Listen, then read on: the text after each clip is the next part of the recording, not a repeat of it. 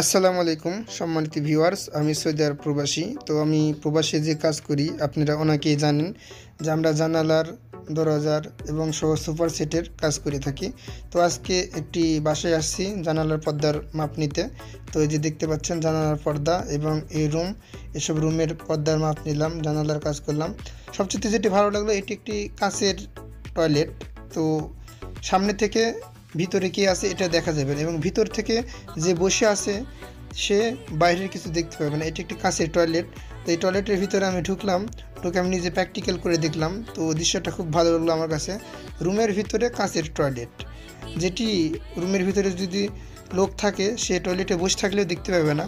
তো এই দৃশ্যটা আমার কাছে খুব ভালো লাগলো এবং নতুন একটি সুন্দর একটি দৃশ্য আমি দেখলাম। এর আগে আমি কোনো দিন এই দৃশ্যটা আমি দেখিনি, যে কাঁচের টয়লেট রুমের ভিতরে, তাও আবার। তো আমরা কাজ করলাম এবং রুমের ভিতরে কিছু মাপ মেজারমেন্ট নিলাম। মেজারমেন্ট নেওয়া শেষ এখানে। তারপরে আমরা চলে যাচ্ছি আর এক রুমে। তো আর এক রুমে আবার যাবো, যাই আমরা মাপ টাপ নিব। তো সবচেয়ে ভালো লাগলো আমাদের এদের এই পরিবেশটা।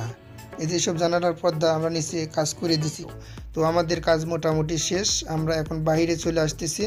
আর এদিকে দিন শেষে অন্ধকার ঘনিয়ে আসতেছে। আমরা এখন বাইরে চলে আসলাম।